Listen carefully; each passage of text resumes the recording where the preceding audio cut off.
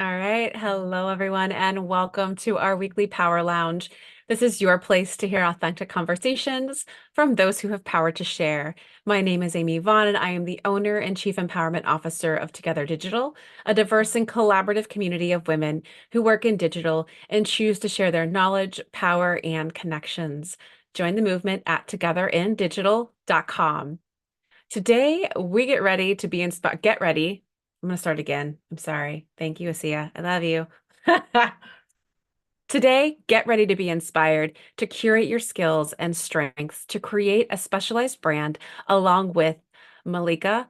I knew I was going to do that. I have your pronunciation out too. Malhotra. Yes, I have it all phonetically spelled out for myself. I'm starting again. Today, get ready to be inspired to curate your skills and strengths to create and specialize a specialized brand along with Mallika Malhotra. Known as the brand CEO, she is a distinguished branding expert, mentor, speaker, and author with a rich background in corporate advertising. Her extensive experience includes working with major brands such as L'Oreal, Oil of Olay, and Hidden Valley Ranch. Mallika is dedicated to guiding women entrepreneurs to master their message, stand out in crowded markets, and create magnetic, memorable, and lucrative brands. Passionate about empowering women to achieve leadership success, Mallika brings a dynamic blend of expertise and vision to the branding landscape.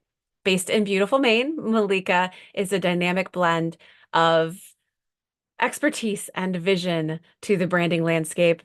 Oh no, I screwed up that last line. I'm sorry, man. I'm off today. All right. We'll pick up back at Maine. Based in beautiful Maine, she enjoys coffee, red wine, reading, and dreams of global adventures with her husband, three sons, and mini Bertledoodle Jacks. We're delighted to have you here with us today, Mallika. Thank you so much. Thank you for having me. I'm so happy to be here. Yes, we've got a great conversation ahead for all of you, those who are listening to the recording, and also to those who are listening during our live listening audience. So don't shy away from asking questions, live audience. We love hearing from you. We'll have time at the end for that. But Malika, let's start with a little bit about your journey from working with big brands, like I mentioned in the past, and corporate advertising to becoming kind of your own brand CEO. What inspired your shift and your mission in particular to empower women entrepreneurs? Yes. So I feel like a dinosaur sometimes because I've been in the entrepreneurial space for over 2 decades. And prior to that, as you mentioned, I worked in advertising in corporate. But really, what led me to sort of shift into the entrepreneurial world was I became a mother. And I just felt at the time, I always had these big dreams. I'd have the corner office in advertising. I'd be working on those big brands like L'Oreal and Oil of Olay. But then when you have a child, sometimes things change. And I wasn't really expecting that. But for me at the time, living in New York, it just made better sense for me to kind of opt out and be home with my son. My husband was also a surgery resident, working 100-hour weeks. So it was just kind of our season in life where I wasn't really able to do all the things that I thought I was going to be able to do, which is hard, right? But when I entered the entrepreneurial world, it kind of gave me that freedom and that flexibility to think about like, what can I leverage in terms of my skills and my strengths? And how can I design a life where I have a business that I can do, wherever I go? Because we kept moving different places for my husband's career and his training. And I started off doing handbags. And then I went to children's t-shirts. And I think I tried these different things because it just was that creative fix I had. Definitely not lucrative businesses, but more of like this hobbyist type of business. But once we moved to California, and I had two young sons at the time, I had picked up a camera. And once I picked up a camera and started taking pictures of my own children, there was something about that California beautiful sun and the light, and also having family that was living on the opposite coast. I really wanted to tell the story of my children. It opened up this whole world for me, and it became really like a lifeline for me. I took their pictures. I was the kindergarten photographer. And the next thing I knew, people were asking me, can you take pictures of my family? And so I started this like new business. And I did that for many years as my children were growing up. But again, after a few more moves, now I find myself in New Jersey, where it is very, very competitive and saturated for this type of photography. I start networking to try to figure out how can I stand out. And I start meeting these other women in business like myself. And I hear about their stories and I hear about how they want to stand out. And I think I can use the camera to help them too. So it starts off with headshots. And this was about 2015. So, right when social media is starting and blogging is starting. And so I think I can take their business to be beyond headshots. So we can do storytelling photography, brand photography, right? What now is a coined term, but back then no one really knew what that was. And so I made the change in 2015 to kind of go all in on that brand photography, because for a long time I was doing all of the things. I had children's and I was doing senior portraits and headshots and brand photography and strategy, and it was just too much. And I decided to niche my own brand. And I decided to go all in on brand photography. And then I wrote a book about it. And I became very well known, my reputation around brand photography and helping women show up as the face of their brand. That was super important to me, to empower them. And then over time, I learned my process for doing really good photos was to incorporate strategy. I thought everybody did that. Are they asking the questions about vision and mission and values? And I found out that other photographers were not. And so soon I had like a very signature process, but then people came to me for strategy as well. So I was able to take my niche, but then diversify a little bit. And then we had another move again. This is what happens after 20 years of being an entrepreneur. It's like the saga, but I moved to Maine, and I moved during a pandemic. And the culture of Maine and a pandemic really shifted my focus out of brand photography, because the culture was different in Maine. People weren't wanting the packages that I had created of hair and makeup and styling. It was just different. And then when it came to the pandemic, no one wanted to take pictures. So I really went all in on brand strategy. And to be honest, I think that is my zone of genius. It's really what I was meant to do. And it's been able, with that decision, I've been able to scale my brand, really help women all around the globe and do some really good work for them to help them build their brands. I love it. Thank you so much for sharing that story. It's funny. We have a lot of, and we've talked about this before, but a lot of entrepreneurs and solopreneurs that we support within the Together Digital community. And time again, I hear about how many women, we create businesses out of necessity, not just necessity for the market where we see there's a product market fit, but also necessity because our own lives, because the systems and society does not support that kind of common conundrum of wanting to be a good mom, but also being an ambitious woman who wants to sort of kind of have the ability to drive forward the types of ideas and promotions packages, offerings that you see that are needed in the world. So I love that you shared that. I also love that, your story just really conveys adaptability and evolution. I think sometimes too, we get so fixed in like, this is who I am, this is what I do, and don't see that opportunity to kind of grow and evolve ourselves and our business to kind of, again, not just meet our own needs, but meet the market needs. So I think in that sense, you're just such a great, great example of that fluid entrepreneurship that I think is just, much needed and is really a way in which you can work. You don't have to start a business and build it up to hundreds and thousands of people. Like you can be effective in your market just by kind of owning your zone of genius and niching down. So let's talk about niching Yes. down and the power of niche. Your focus is helping entrepreneurs to craft that niche and stand out in the market. Why do you feel having a niche is essential for businesses, and how does it contribute to what you refer to as being magnetic and memorable, which I love the Yeah. alliteration and I So love those words. yes, I'm completely obsessed with niching people's brands. And, this is a strategy. And sometimes people, they get really tense or stressed when they hear the idea of niching. And so just to keep an open mind about it and be curious about how this could work for your business, because I have seen how it's been a game changer for myself as well as my clients. And so the idea of niching is really, instead of positioning yourself as a mainstream generic kind of Jane of all trades, instead, you're assessing your skills and your strengths. You're looking at the data at hand of who your ideal client already is, And you're making some decisions for your business strategically to say that instead of appealing to everyone, I am actually going to decide to focus on a certain specialization and focus on a specific market, right? And when you compare those two things together, you actually are able to carve yourself a space that helps you stand out in the marketplace, right? You are able to be then seen as an authority or a go-to expert because now you are distinctive and differentiated from everybody else. Price is not the decision-making factor. It is expertise. It is value, right? It is experience. And so it is very hard as a solopreneur, you and I and many of your community, we're solopreneurs, to think that we can appeal to everyone. The honest truth is the time, the energy, the funds are limited. And so we cannot do that well. We can't have these micro businesses with micro audiences, and then you're very scattered. If we want a sustainable brand that's going to be in it for the long term, in my opinion, we need to make some decisions to narrow it down and knowing what we are very strong and skilled at, that zone of genius, and who we are best meant to serve.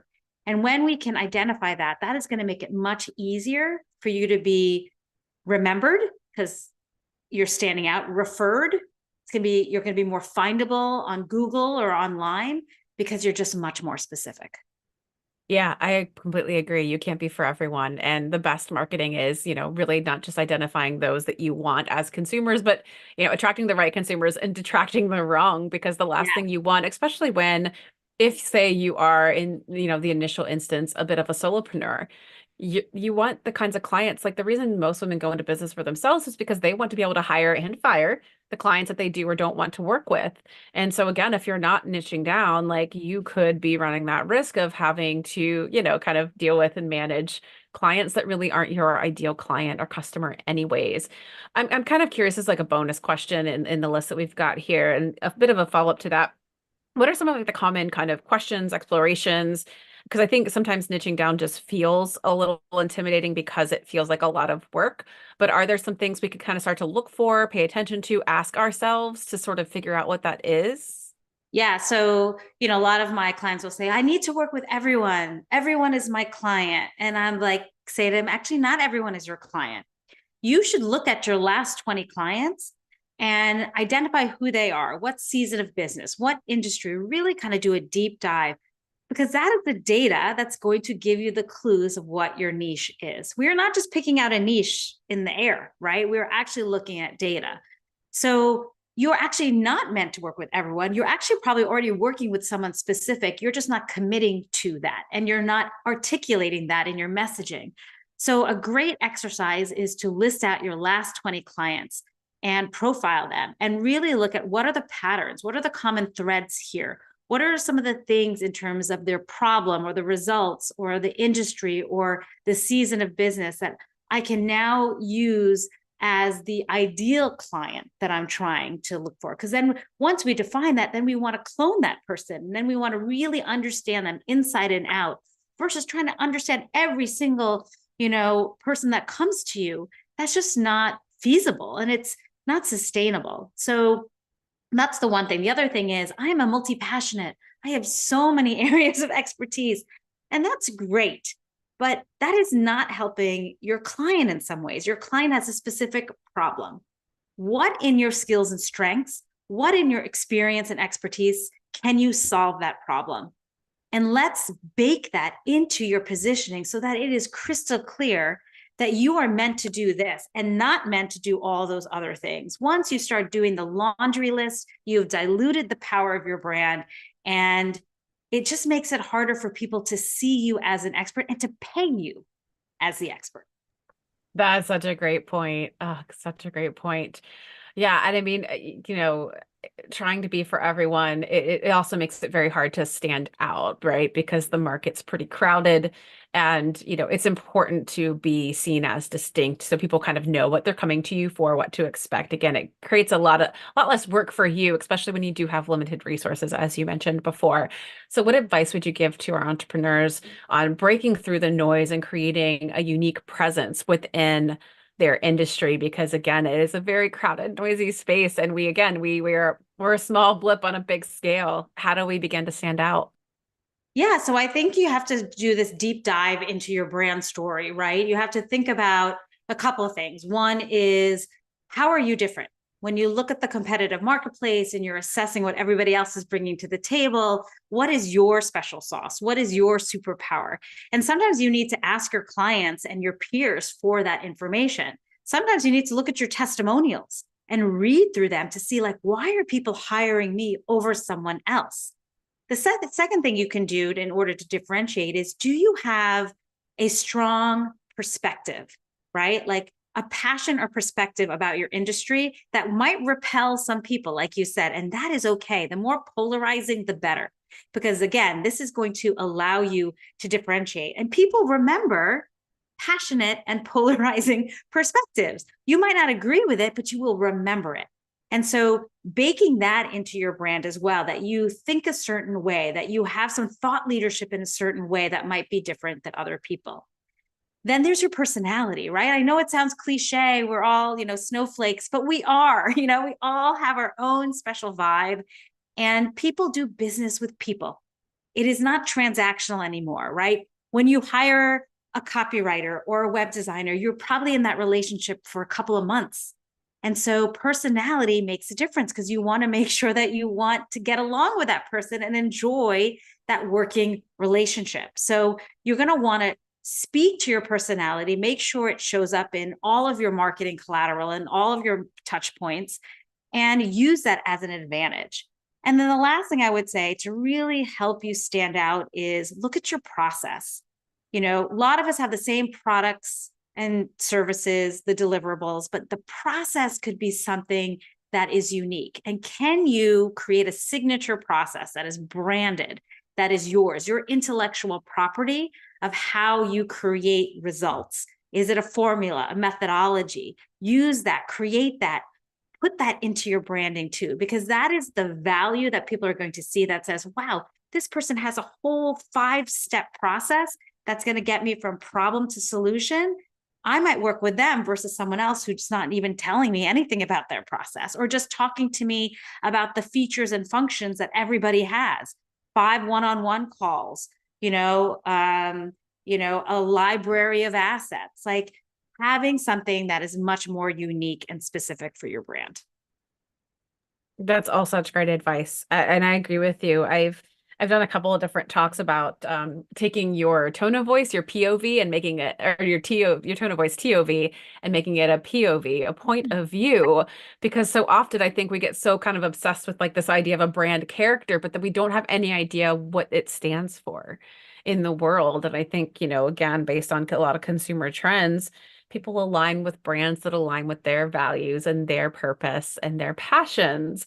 And so if you don't have a point of view, you kind of come off coming vanilla. I can always think about, like, I'll see an ad. This is always evident when I see an ad, usually for insurance, and it's kind of the same tone of voice as every other sort of kind of off skew, semi-funny insurance ad. And I'll be like, I can't tell you which company it was. They all sound and now they all look the same to me.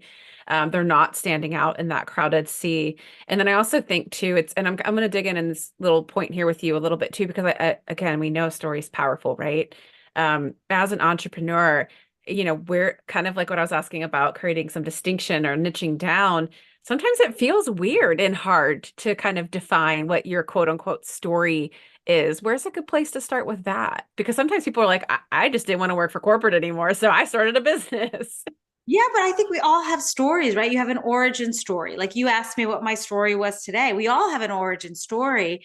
And I think when you share your origin story as part of your brand, you're pulling the curtain, you're making it more human, right? There's transparency of why you started this business.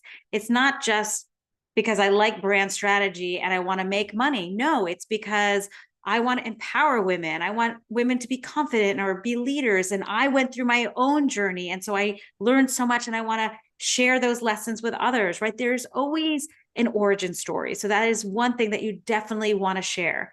And then, like you said, their value story, right? The things that you believe in, what you want to put a stake in the ground. That's so strong because that's what's going to make your brand sticky and soulful instead of flat and vanilla, right? And so you might not think you have stories, but you do. You just have to kind of do the work to kind of figure out what those layers are. And sometimes your stories might not be yours. They are your client stories, right? So you're sharing case studies, you're showcasing the results that you get, but they're still tied to your brand. So they're still your stories.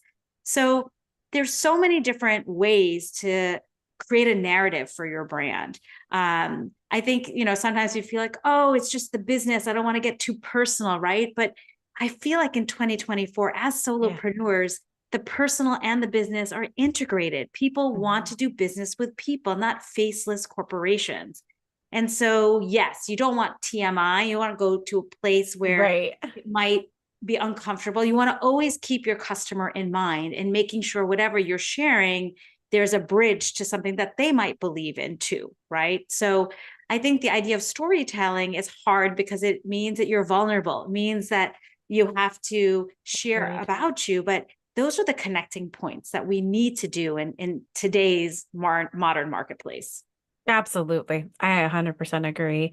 And I feel, you get that sense when you come across like websites and social media of folks who kind of just, they have that, right? They have it figured out. They understand themselves, they understand their story, they understand their values, and their brand comes off that much stronger for that. And I also wanted to kind of retouch on that point you made of really owning it, of making and creating a process that works well, that you can then talk about, improve. But then I also love that you added that you kind of give a little bit of that away.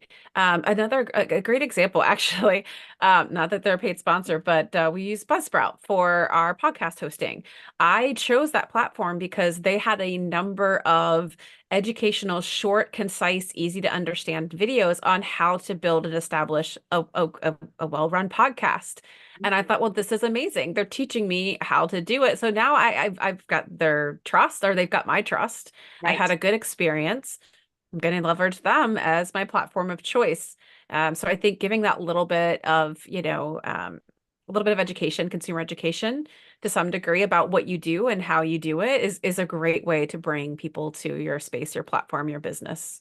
Yeah, and just a little further on that, I think that showcases brand leadership, right? When you are generous with your expertise and you are sharing it with others with no kind of wanting something back, right? You're just being able to share it. You know you're going to get it back some way, somehow, but you're really trying to share your experience, your expertise, your proven processes in a way. That's why people are on podcasts. Yep. They're sharing, right? That's why people do free speaking events. It's a Mhm. great way to build that know, like, and trust factor. Yeah. Well, and it plays into that idea of reciprocity, right? Yeah. Because that's like a thing out in the world too, right? When you curate a consumer or customer experience that is of value to them, they feel the desire to reciprocate in some sense, in some way. So there's always that as well. Let's chat a little bit about learning from your corporate experience, because again, you spent a number of years working on a lot of corporate giants. What valuable lessons or strategies can small business owners and entrepreneurs borrow from these giants to improve their branding and messaging? Yeah. So I think it's funny, we think like, oh, these big giants, they have all these principles that are separate from like the solopreneur when they're actually all the same, right? And I learned that working in advertising and now doing campaigns for my clients. So one big thing I would say is, consistency. The big brands, they get it. You need to be consistent. You need to be cohesive. There has to be, a strong voice for your brand. It has to have a visual aspect for your brand, and it has to go across all of your marketing channels. That is what's going to build a powerful, potent, and memorable brand. I think as solopreneurs, sometimes we forget that and we are a little bit scattered, right? Like we just don't have the time maybe to update something so that it is consistent with another platform, but it can hurt us because that scatteredness means that it just, first of all, doesn't look professional, and it might hurt the trust that a prospect sees. You want to keep a consistent and cohesive voice. I think big brands also, we were just talking about storytelling. They do a great job with storytelling, telling stories so that it's not just about the deliverable, about the product and service. And so we as entrepreneurs, we can do that as well, right? We can incorporate all of these stories so that we can add that depth and soul to our brand so that it's not robotic, especially with the era of AI, where everything feels so, generated and robotic and not human. So that storytelling component is going to help our brands build connection and just feel more authentic. So I think those are two things that, big brands do really well that I think like all of us as solopreneurs can also apply to our businesses. I love it. Fantastic. Yeah, could not agree more. Something we both share in common as well is empowering women. And part of your mission for your business includes empowering women to unleash their power. How does this empowerment translate into their approach to branding? And how does it impact their overall success in the work that you've done with them? Yeah. So, branding is branding, but I do think branding is part empowerment, right? Being able to own your truth, right? Being able to articulate your value. Those are proponents of branding. And so the part of empowerment is building that confidence muscle. So when I work with my clients, I, sometimes have to have them put down on paper all of the things about their personal and professional experience. We call it like the brain dump. It's like your brand resume. Everything that has happened before, during, on top of that are your passions, are your values, any interests or hobbies. And so it's just like this mess of all the things about you as a brand. And what I find sometimes with that exercise is that people forget all these amazing things that they've done that they should be leveraging into their current brand story, right? And then it kind of transforms them, that they become more confident because they're like, you know, I've done this. I have this personal experience and professional experience, and this is what I believe in. And this is like some of the metrics that I have behind my brand. And once we see it holistically, it really boosts their confidence. And I think once you have that, that helps you feel a new sense of worth, right? And then when it comes into the business, once you have that new sense of worth, then you can sell more easily. Then you can charge what you should be charging instead of undervaluing yourself. When you Yes. have that confidence, you say yes to more opportunities. You take space, right? You either, if you can't get to the table where all the magic is happening, you create your own table, right? So I feel like once, for branding, it is an empowerment journey. Mhm. And it starts with the confidence, and that leads to leadership, because once you feel confident, then you take risks and you say yes to different opportunities. And then you sort of build that leadership muscle as well. And then you Mhm. inspire others. And then so it becomes this domino effect where you're starting to inspire other women around you, and they are starting to take chances and they're starting to say yes. And then you have now this legacy of women that have gone out of their comfort zone, have stopped playing small, and are now playing in a bigger field as leaders. Love it. Love it so much. Again, all these things that make me so happy. Like because it's true. I think branding provides clarity and clarity provides confidence. It's as simple as that, but then with all those wonderful, amazing things you just said as well. Love it. I'm so glad we asked that question. All right, let's talk about balancing specialization. We, talked about focusing on a niche and why it's powerful. How do you balance specialization and adaptability? Especially when you're kind of dealing with dynamic markets. And again, let's just say it, clients who ask for everything in the kitchen sink or come not even knowing what they want.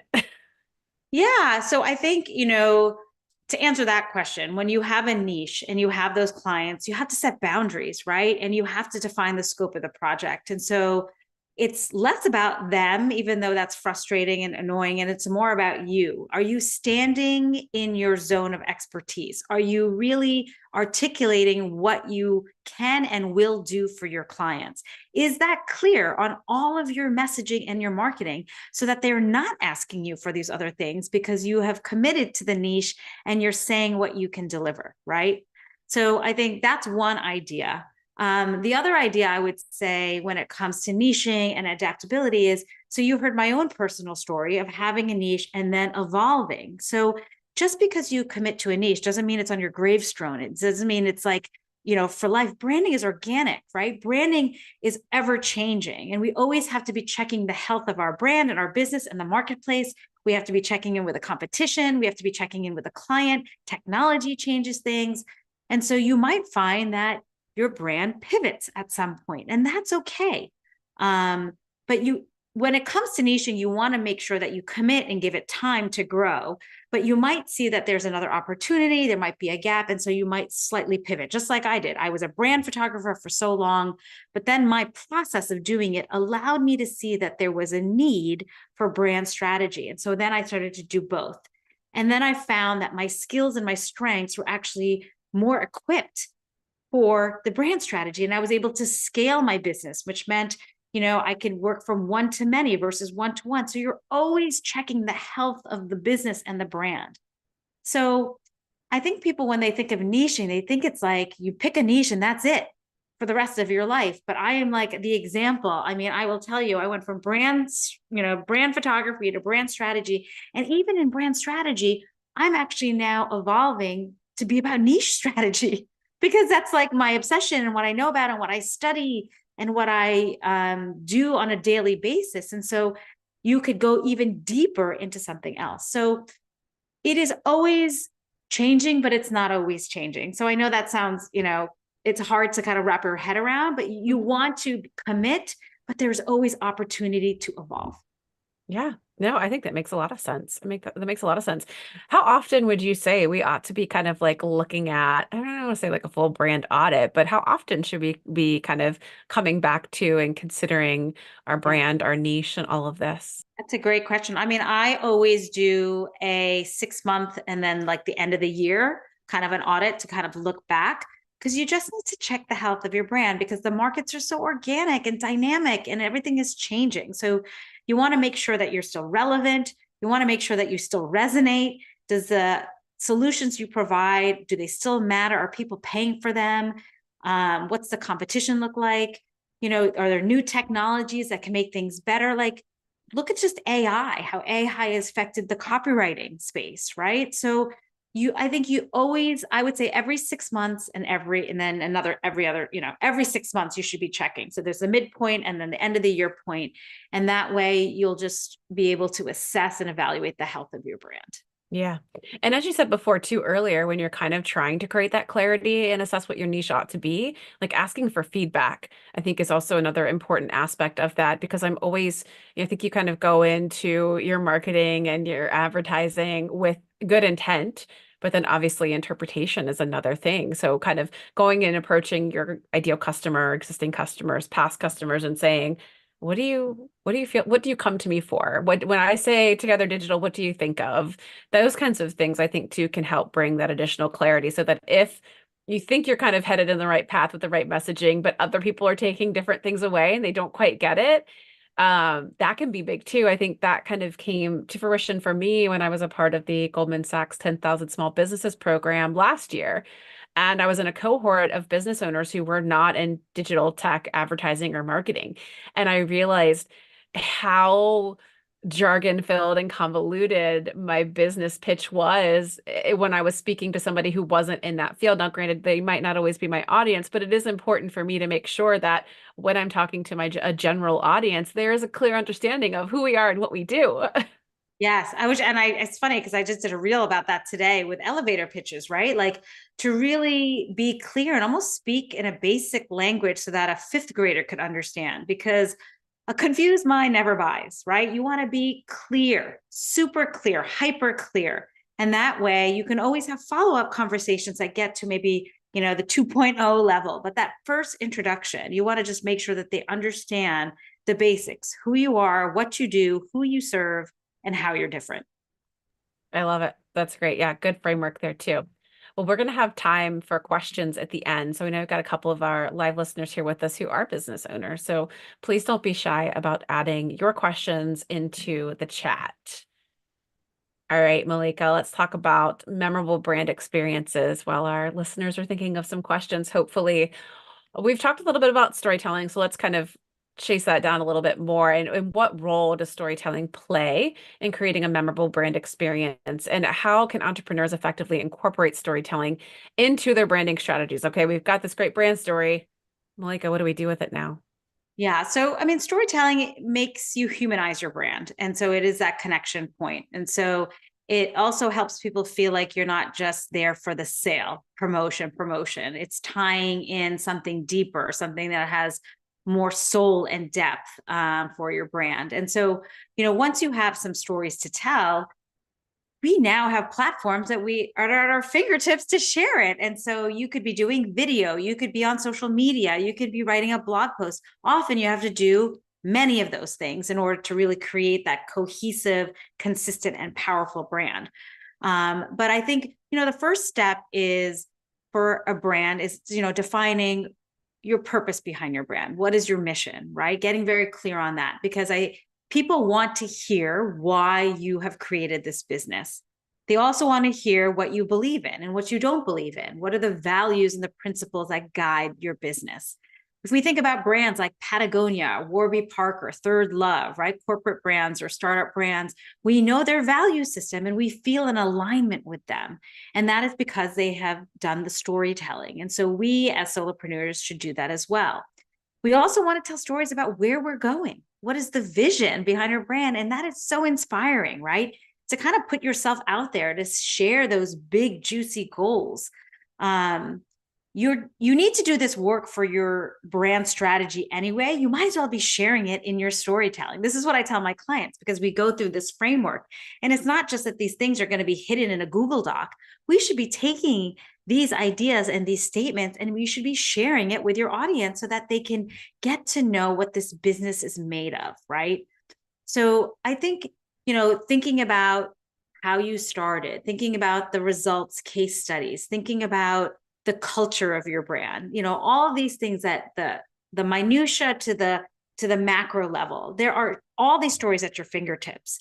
It's just a question of you getting out there and starting small and just getting in the practice of sharing more than just a launch or a sale. I think that's great. I think that's again where your point about like how bigger corporate brands do it is through consistency, right? And as you were speaking as well, it actually made me start to think and question, how can we help consumers become a part of the story, the journey, the experience, right? So Yeah. much for Together Digital, we're all about empowering women who work in the space through our knowledge, our power, our connections, asking without any sense of fear or judgment and giving without any judgment, creating like not just transactional relationships, but more transformational relationships, all of these things. And it's like, it invites you to become a part of, to have that sense of belonging. But other brands I think of that do this really well are Chewy. I can't tell you how many times people have shared with me. We were talking about pets before we went live. You order your pet food, it comes every week, maybe every 2 weeks, depending on your animals.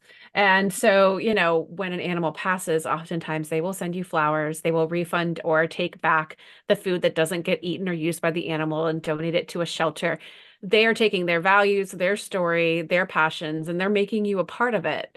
I think that's such a good example of how the memorable brand experiences are a part of bringing that. It's not about just your story. It's how do you bring others into that story and experience? Because, again, I can't tell you how many conversations I've been in with people, whether it's podcasts or just in the general public out and about, something about Chewy or something about Disney. If they're at Right. Disney World and something comes up and happens, like there's just always this sense of care and attention to detail that not all brands take And the like time to do. involvement, right? They are always Mhm. asking questions for their audience, their clientele, their polls. They Yep. actually value our opinions, and you Hmm. see them incorporate that into their brand stories or in their marketing.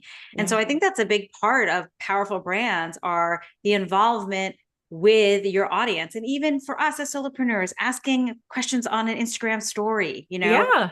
asking people, getting feedback from them, Hmm. right?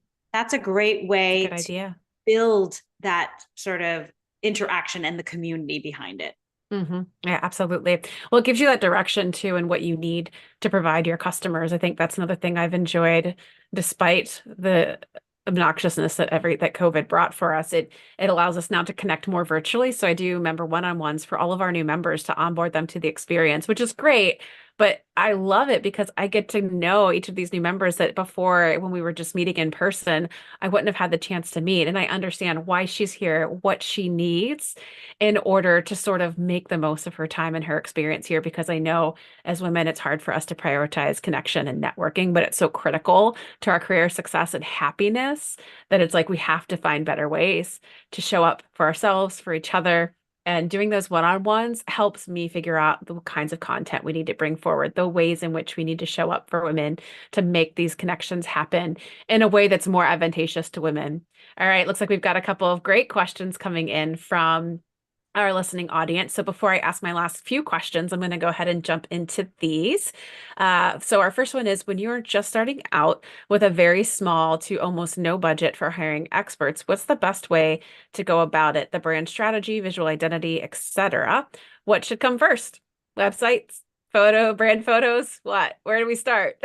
So I would say what comes first is the strategy, because I have seen so often that when someone doesn't have a strong foundation of the story of their brand, and then they launch a website and then they do brand photos, it doesn't demonstrate or articulate really what your messaging is. Or maybe because you didn't do a lot of that groundwork first, it changes. And then you find that you have to go back to the drawing board. So it's so important. And really, there are four key questions that you can ask yourself. It is, what do you believe in as a brand? Who are you best meant to serve? And getting very specific in that niche. How are you different than everyone else? And that could be some of the things we talked about, could be your positioning, the personality, the process, you have a point of view. And then what is the transformation that you want to deliver to your client? So how are you changing their lives, right? And when you can kind of put that down on paper first and really spend some time thinking about those thought-provoking questions, that's going to help you start shaping the brand of who you are. And then, of course, you're going to want to look at your 2 or 3 competitors. You don't want to obsess and go deep dive, but you want to kind of see how they're talking in the marketplace, and then make sure that you're not too close to how they're talking and kind of carve your own way. But I think when you can speak to what your specialization is, who your specific audience is, how you stand out, and then like your solution, how you solve things differently, that's my niching framework. That with those other questions are really going to help you get to the nitty gritty of what your brand story is. I would do that work first. And then I would say, then after that, what you're going to pull from that are, what are the photos? Like if you have certain process that you might have photos that showcase that process. If you have certain values that you believe in, you might want to somehow demonstrate that in your visual storytelling. So, and then with the website, how are you going to create a website when you don't have a strategy in place, right? So it really it's like strategy, then obviously website, and with website comes copywriting and brand photography. I love it. It's fantastic. We've got another question in here, which actually dovetails off of that very nicely. How do you formulate your branding formula itself? How do you collect your clients' responses, save and store their answers? Are there any particular software programs that you're using to kind of aggregate this data?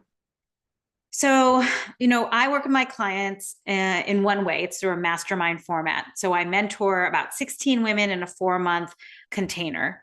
And so I have a framework. I have a couple of frameworks. I have the brand CEO methodology, which it's like a wheel with certain pieces of branding.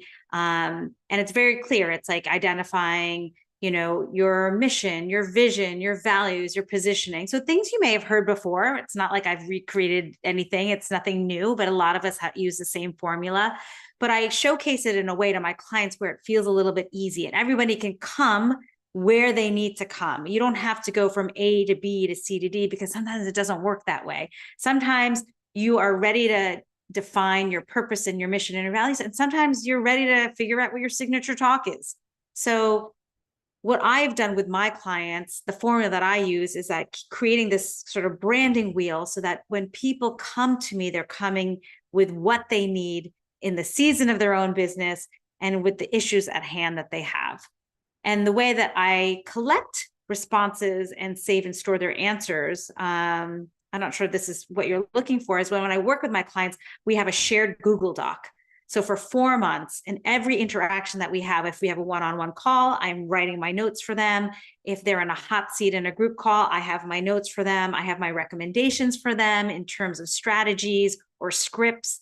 So everything is very personalized. And so you were talking, Amy, about how you have that one-on-one, that kickoff. It's like that same feeling where I want my clients to be seen and heard, and like we're doing it together, right? And so that's kind of how everything is recorded, so they have access to all those things. But really having that shared Google Doc has been a little bit of a game changer in the last 2 iterations of my mastermind, because it allows them to also see their progress over time.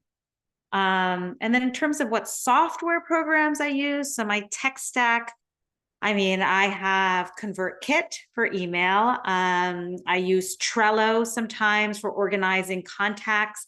I use Notion for my own social media management as I outsource. I use Slack. I mean, I feel like I use it all. So I kind of have a series of different Yeah. pieces. That's amazing. As you're talking to Malika, I'm getting reminded of our last week's episode, actually. So some of you who are listening ought to go back and listen. The title is not misleading, but it might seem odd. The topic was, is your team generative AI ready? But what Katie Robert, our guest, and I kind of ended up really focusing on was that, when it comes to this idea of shiny objects, especially when it comes to brands, sometimes we end up in this place of being a solution in search of a problem. And I feel like that's kind of where that's the parallel I'm seeing between like our discussion this week and last week, is I think like your approach to brand and niching down really does help you focus on what problems are you trying to solve? How can you truly help those people that you need to help? And then, kind of crafting and shaping your solution to meet the problem versus, again, being a solution and out of the box thing, saying, this is what I do. This is exactly how I do it. And, you know, I'm going to look for somebody who has the problem versus having people come to you because your branding is clear, your messaging is clear, your solutions themselves are clear, but you understand the pain points and the problems that come with that. So if you guys missed last week, I think it's a worthwhile complimentary listen to this episode. All right, Malika, we've got a couple more minutes left. I'm going to ask you about any advice that you have for our aspiring leaders, for women who are aspiring to achieve leadership and success in their entrepreneurial journey. What advice do you have based on your own experience? Yeah. So one is keep your eyes on your own paper, right? I think it's so easy for us to look at what everybody else is doing and get misled by everyone's highlight reel and feel bad about ourselves. But really, we need to resist that temptation to look over our shoulder and actually just look at our own journey. And think about like the personal best, right? What is the next best step for ourselves? And that was a big lesson for me, especially when I was a photographer. It was so easy to see what everyone else was doing. But once I put my blinders on and just focused on my own path, that was very, very helpful. The other thing I would say is build your network, right? Find your circle, because being an entrepreneur can be very lonely and there's lots of up and downs. And so you want to make sure you have that support system of, people that are going to not only be your cheerleaders, but also call you out on things and tell you, where you're playing too small, or where, you lowered the price and you shouldn't have, and that was a bad decision, right? You want to hear that feedback from Yep. peers. So if you're not in a paid mastermind or anything, create your own, do a peer-led mastermind. But it's important to kind of have that for, the tough moments. And I feel like I've been an entrepreneur for 21 years because I've had that circle of people always behind me. Yeah. Go ahead. Oh no, I was just gonna say I agree so much. Comparison is such a buzzkill.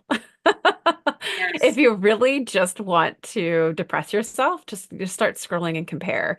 It gets such a trap, and it's such a total buzzkill. So I couldn't agree more there. And again, it's not going to help you stand out and be distinct by, just following along with what everybody else is doing.